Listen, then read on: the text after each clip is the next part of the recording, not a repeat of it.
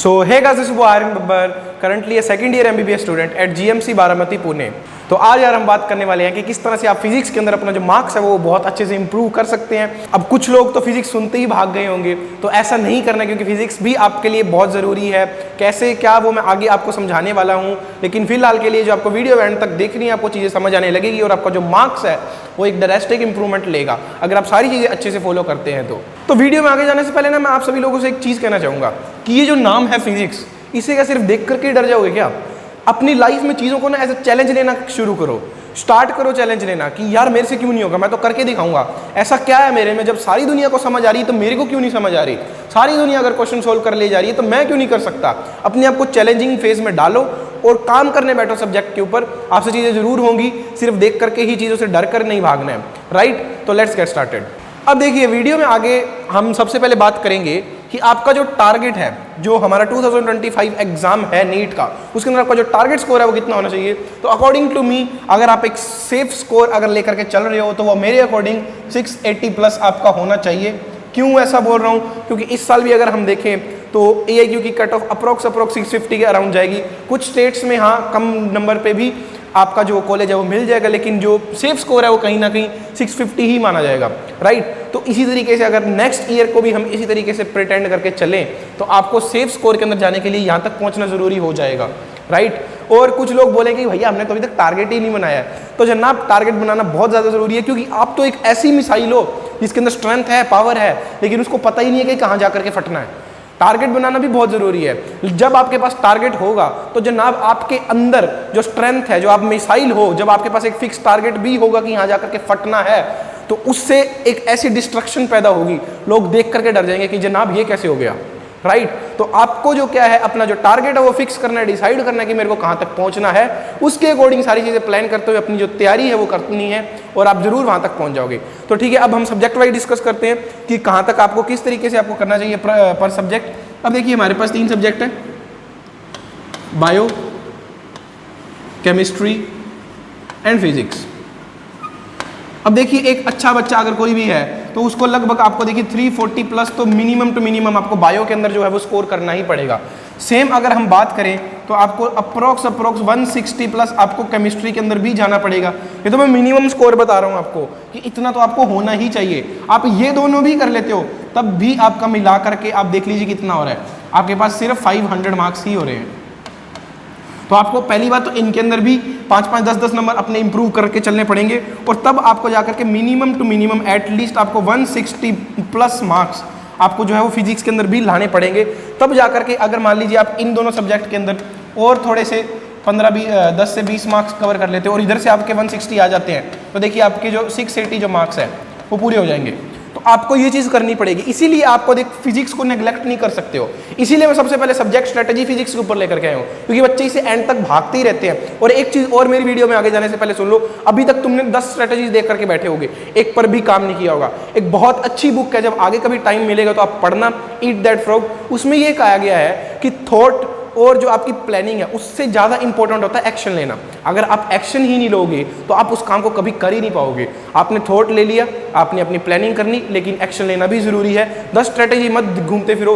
अब एक स्ट्रेटेजी जो मैं बता रहा हूँ उसको सुनो और जाकर के उसको एक्शन लेना, उसको फॉलो करना स्टार्ट करो। जितनी चीज़ें बताइए उसको इंप्लीमेंट करना स्टार्ट करो, आपका जो मार्क्स है वो इंप्रूव होने लग जाएगा, राइट? तो आगे चलते हैं वीडियो में।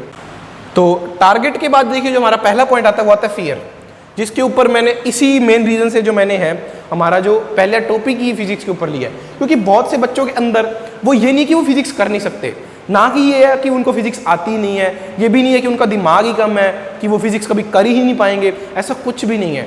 जो बेसिक चीज़ होती है फिजिक्स के लिए वो ये होता है कि बच्चे देखो मैथ से कहीं ना कहीं डरते होते हैं, ठीक है? इसीलिए मेडिकल में आ जाते हैं, यहाँ पर आके उनको फिजिक्स जैसा राक्षस मिल जाता है तो वो उसको कभी सोल्व ही नहीं करना चाहते हैं, वो उससे सिर्फ और सिर्फ डरते रह जाते हैं, ठीक है? उनके अंदर एक फोबिया क्रिएट हो जाता है। लेकिन आप एटलीस्ट ट्राई तो करके देखो, फिजिक्स जैसा प्यारा सब्जेक्ट है ही नहीं। अगर आप एक बार उसको अच्छे से करना सीख गए तो आपको एंड तक साथ देगी। मैं हमेशा बोलता हूँ कि जो बायो है वो बेवफा है, आप उसको बार बार जब तक नहीं पढ़ोगे, बार बार उससे बातें नहीं करोगे तो आपका साथ छोड़ देगी। लेकिन अगर फिजिक्स से अगर आपने एक बार बात कर ली अच्छे से तो ये आपका एंड तक साथ देने वाली है। इसीलिए फिजिक्स से जो अपना डर है सबसे पहले वो हटाओ, उसके बाद फिजिक्स के ऊपर काम करना स्टार्ट करो, आपके जो नंबर है वो डेफिनेटली आएंगे। तो अब सेकेंड पॉइंट के ऊपर चलते हैं हम। तो हमारा जो नेक्स्ट पॉइंट है सबसे पहले आपको तैयारी के अंदर क्या चीज़ करनी है कि आपको अपने जो चैप्टर्स की वेटेज पता होनी चाहिए, ठीक है, कि कौन सा चैप्टर कितनी वेटेज रखता है, कौन सा चैप्टर कितनी वेटेज रखता है, आपको ये चीज़ पता होनी चाहिए। और उसके बाद एक चीज़ और भी है कि आपको कोई भी चैप्टर जो है, ठीक है, को छोड़ना नहीं है। ऐसा मैं क्यों बोल रहा हूँ, क्योंकि अगर आप चैप्टर छोड़ दोगे तो देखिए 160 तक पहुँचना थोड़ा सा डिफिकल्ट हो जाएगा, क्योंकि हर चैप्टर से एक दो क्वेश्चन तो आ ही जाते हैं कहीं ना कहीं, मिनिमम टू मिनिमम भी एक क्वेश्चन आएगा। कभी कभार होता है कि कोई क्वेश्चन नहीं आ रहा है तो एक क्वेश्चन आएगा, और एक क्वेश्चन वहाँ कई बार भारी भी पड़ जाता है। तो आपको इतने अच्छे स्कोर तक पहुँचने के लिए एटलीस्ट ट्राई करना कि चैप्टर ना छोड़ो। हाँ ठीक है, कोई चैप्टर ज़्यादा डिफिकल्ट लग रहा है, सिर्फ उसके फॉर्मूलाज कर लो, ठीक है, उसके PYQs जैसे क्वेश्चंस कर लो, जितने PYQs आए हैं, तो इतने से भी आपका चांसेस है कि उस चैप्टर का आप क्वेश्चन कर ले जाओगे। लेकिन कंप्लीटली आपको कोई भी चैप्टर नहीं छोड़ना है।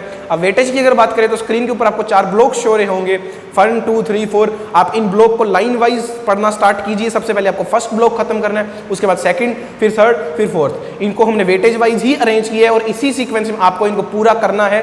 ट्राई करो कि पहले 2 या फिर 3 में से आप कोई भी चैप्टर स्किप ना कर रहे हो। अगर आपको कोई चैप्टर स्किप करने का मन कर रहा है या जो मैंने चीज़ बताई अगर वैसा कुछ करना है तो वो लास्ट ब्लॉक में आप करिए, ठीक है। तो अब चलते हैं हमारे नेक्स्ट पॉइंट के ऊपर। तो हमारा जो नेक्स्ट पॉइंट है, तो हमारा नेक्स्ट पॉइंट बेसिकली है प्रैक्टिस, राइट। अब देखिए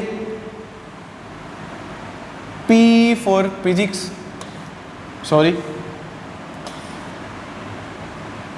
अब देखिए P4 आपका फिजिक्स होता है और P4 ही प्रैक्टिस होती है।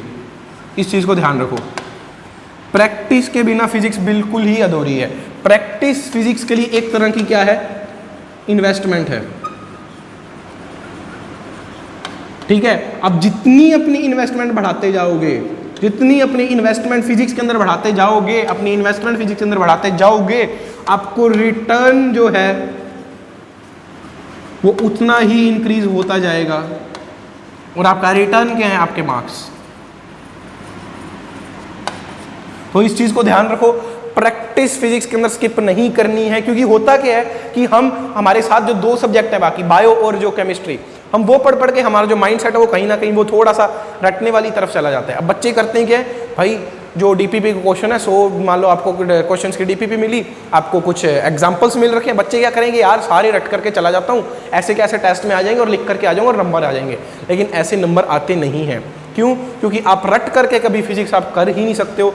हर क्वेश्चन के अंदर एक अप्रोच नई तरीके से लगती है। क्यों? बस वो आपको एक बार समझ आनी चाहिए कि वो अप्रोच लगानी कैसे है, उसके बाद आप सभी क्वेश्चन कर ले जाओगे। लेकिन अगर आप सिर्फ रट्टा लगाओगे तो आप कभी भी फिजिक्स नहीं कर पाओगे। इस चीज़ को ध्यान रखना, आपको प्रैक्टिस के ऊपर फोकस करना है। मजा आना चाहिए यार प्रैक्टिस करने के अंदर, ये नहीं कि बैठे हैं आराम से रट रहे हैं जी, ठीक है, फॉर्मूला पढ़ा, कॉन्सेप्ट पढ़ा एक बार, ठीक है, उसके बाद यार अंदर से भूख तो डेवलप करो। लेकर के बैठो ना 100-200 क्वेश्चन की, यार क्वेश्चन लगाते हैं आज, होगा क्या, आपसे स्टार्टिंग में क्वेश्चन नहीं बनेंगे, लेकिन जब जैसे ही आपसे क्वेश्चन होने लगेंगे ना, ट्रस्ट मी, आपको सबसे ज़्यादा मजा फिजिक्स में आने लग जाएगा। आपका मन करेगा कि यार वो क्वेश्चन सोल्व करते हैं, यार आज तो मैं 500 क्वेश्चन सोल्व करूंगा फिजिक्स के एक चैप्टर के। इस तरीके से आपके अंदर जो है एक वो चैलेंजिंग फेज जो आपके अंदर आ जाएगा, जो डेवलपमेंट होगी ये चैलेंज लेने की, और आपके अंदर जो ये चीज़ आएगी जो ये क्वेश्चन सोल्व करने की। क्योंकि देखिए जब भी हमारे से कोई चीज़ सही होने लग जाती है तो उसको करने में अपने मजा आने लग जाता है, ठीक है। तो इसीलिए आपको एटलीस्ट स्टार्ट करना है। जैसे ही आप स्टार्ट करोगे आपको फिजिक्स के अंदर बहुत मजा आने लग जाएगा, अगर एक बार आपसे क्वेश्चन बनने लग गए तो, राइट। तो चलते हैं हमारे नेक्स्ट पॉइंट के ऊपर। तो इसके बाद जो हमारा अगला पॉइंट है वो है बेसिकली कि हाँ, अब प्रैक्टिस तो आपने बता दिया कि करनी है भैया, लेकिन प्रैक्टिस करें कहाँ से, कौन से मटेरियल या कौन से सोर्सेज यूज़ करें। तो देखो, आपको सबसे पहले तो देखिए, आप जिस भी कोचिंग में, जिस भी ऑनलाइन या ऑफलाइन कोचिंग में आप एनरोल्ड हो, वहीं की आपको DPPs, वहीं के आपको मॉड्यूल्स प्लस वहाँ का जो भी आपको मटेरियल उन्होंने दिया है वो सारा सोल्व करना है। आपको कोचिंग के ऊपर स्टिक्ट रहना है और आपको ये तीनों चीज़ें सबसे पहले कोचिंग के अकॉर्डिंग कंप्लीट करनी है, ठीक है। उसके बाद नेक्स्ट चीज़ अगर देखें तो आप PYQs कर सकते हो क्या, करने ही है, बहुत इंपॉर्टेंट चीज़ है, ठीक है। जस्ट अ सेकेंड, बहुत ही इंपॉर्टेंट चीज़ आपके जो PYQs है। और मेरे अकॉर्डिंग आप जो ये है बेसिकली आप इसको 2011 से 2024 तक के कर सकते हो। उसके पहले वाले जो है थोड़े से इररिलेवेंट हो जाते हैं, तो इतने ज़्यादा भी जरूरी नहीं है करने। आप इतने भी अगर करोगे तो आपका जो काम है वो अच्छे से हो जाएगा। उसके बाद देखिए जो आता है मेन चीज़, टेस्ट। आपको टेस्ट कोई भी स्किप नहीं करना है, हर एक टेस्ट अच्छे से देना है, चाहे आपका सिलेबस प्रिपेयर हुआ है चाहे नहीं हुआ है। अब टेस्ट किस तरह से अटेम्प्ट करना है, ठीक है, टेस्ट के अंदर किस तरह से हम अपने जो मार्क्स हैं वो इंक्रीज कर सकते हैं, टेस्ट देने की सही अप्रोच क्या होनी चाहिए, या फिर टेस्ट रिलेटेड आपके जितनी भी क्वायरी है तो उसके ऊपर मैंने 2 डेडिकेटेड वीडियो बना रखी हैं ऑलरेडी, आपको डिस्क्रिप्शन बॉक्स में लिंक मिल जाएगा या फिर आप चैनल पर जाकर चेक कर सकते हो, उनको देखिए। डेफिनेटली आपको सभी चीज़ों के अंदर फायदा होने वाला है, आपका डेफिनेटली जो मार्क्स है वो इंक्रीज होंगे ही होंगे अगर आप उन चीज़ों को फॉलो करते हैं तो, ठीक है। तो ये बेसिकली आपको 3 चीज़ें फॉलो करनी है। बच्चे बोलते हैं कि यार सर हमने ये भी कर लिया, ये भी कर लिया, अब कोई और बुक बता दो, अब ये कर दो, वो कर दो। आप इतना ही नहीं कर सकते अच्छे से, तो ये चीज़ याद रखना, क्योंकि ये जो डीपीपी और ये जो कोचिंग वाला मटेरियल है ना अपने अपने बहुत हो जाता है, ठीक है। और एक चीज़ तुम्हारे को और करनी है कि अभी तुम ये चाहे डीपीपी है, चाहे पीवाईक्यू है, चाहे टेस्ट है, इसके अंदर जो भी क्वेश्चन तुम्हारे से नहीं बन रहे हैं या फिर जो भी क्वेश्चन जो तुम्हारे को फर्स्ट टाइम नहीं हुए हैं या फिर जो तुम्हारे क्वेश्चन गलत हुए हैं, इनको स्टार मार्क करके रखना है। और ये क्वेश्चन हम एंड के अंदर सोल्व करेंगे जब भी आप रिवीजन कर रहे हो टेस्ट से पहले किसी भी चैप्टर की, ठीक है। या फिर जो लास्ट में हम फुल सिलेबस टेस्ट देंगे तो आपको कोई भी चैप्टर उठा करके रिवाइज करना है। अब फिजिक्स में सारी थ्योरी नहीं पढ़नी होती यार, आप फॉर्मूला शीट्स बनाओ, उनको रिवाइज करो। उसके बाद जो ये कुछ गिने चुने क्वेश्चन है ना, मान लीजिए एक चैप्टर के अप्रोक्स मानो आपने 200 क्वेश्चन किए, अब 200 में से मान के चलो आपने कि 50 क्वेश्चन पे स्टार लगा रखा है। अब उन 50 क्वेश्चन को करो, आपका सारा जो चैप्टर है वो रिवाइज हो जाएगा। क्यों? क्योंकि बाकी के 150 अगर आपने पहली बार कर ली तो बाद में भी कर ही लोगे। ये 50 में आपको दिक्कत थी, इनको आपने वापस से कर लिया। अब अगर इनमें से अगर कोई क्वेश्चन आपका गलत होना होगा तो उसको आपने पहले से जो है प्रिपेयर कर लिया, तो वो आपका गलत होगा नहीं। तो इस तरीके से आपको जो क्या है एंड के लिए पहले से ही तैयारी करके रखनी है। तो ये स्टार मार्क वाली चीज़ हर किसी को फॉलो करनी ही करनी है, राइट। तो इसके बाद चलते हैं हमारे नेक्स्ट जो पॉइंट है उसके ऊपर। तो नेक्स्ट पॉइंट हमारा देखिए बहुत इंपॉर्टेंट है, कॉन्सेप्चुअल क्लैरिटी। मैंने पहले भी बोला था कि बच्चे फिजिक्स को रटने का ट्राई करते हैं, ठीक है। तो फिजिक्स को रटना नहीं है बिल्कुल भी। फिजिक्स एक कॉन्सेप्ट का जो है सब्जेक्ट है, ठीक है। इसमें कॉन्सेप्चुअल क्लैरिटी बहुत ज़्यादा मायने रखती है। अगर आपने एक बार आपने सच्ची में बोल रहा हूँ आपको, अगर आपने एक बार अपना कॉन्सेप्ट क्लियर कर लिया ना, सिर्फ एक बार अगर आपने अपना जो है कॉन्सेप्ट अच्छे से क्लियर कर लिया, ठीक है, तो उसके बाद आप हर तरह के क्वेश्चन कर सकते हो, हर तरह के क्वेश्चन आप कर सकते हो, ठीक है। सॉरी, और ऊपर से दूसरी चीज आपका इसके अंदर क्या फायदा होगा कि ये आपका एंड तक साथ होगी। क्यों? क्योंकि ये कोई वॉलेटाइल सब्जेक्ट नहीं है जो अगर आप एक दिन नहीं पढ़ोगे तो ये गायब हो जाएगा। अगर एक बार आपने कॉन्सेप्ट समझ लिए तो आप किसी भी तरह का क्वेश्चन कैसे भी करके चले जाओगे, राइट। तो इसको बार बार रिवाइज करने की या बार बार चीज़ें देखने की जरूरत नहीं है। सिर्फ आपको जो बार बार जो चीज़ करनी है वो मैं अगले पॉइंट में बताने वाला हूँ। तो बार बार जो आपको चीज़ करनी है वो है, तो वो हमारी जो है 6th पॉइंट, वो है फॉर्मूला शीट। अब कुछ बच्चे मेरे से पूछते हैं कि भैया क्या फॉर्मूला शीट्स बनानी चाहिए, क्या शॉर्ट नोट्स इतने ज़्यादा ज़रूरी होते हैं? तो उसका जवाब है हाँ। इसके ऊपर भी जो आपके जो शॉर्ट नोट्स हैं उसके ऊपर भी मैंने जो शॉर्ट नोट्स है आपके, इसके ऊपर मैंने एक डेडिकेटेड वीडियो बना रखी है कि किस तरीके से शॉर्ट नोट्स बनाने चाहिए, क्यों ये ज़रूरी होते हैं और आप किस तरीके से खुद के शॉर्ट नोट्स बना सकते हो। तो इसके ऊपर वीडियो है, आप जा करके चेक कर सकते हो चैनल पे। डिस्क्रिप्शन बॉक्स में भी मैं लिंक दे दूंगा, आपकी बहुत ज़्यादा हेल्प होगी, आपको पता चलेगा कि शॉर्ट नोट्स जो है वो बनाने किस तरीके से, ठीक है।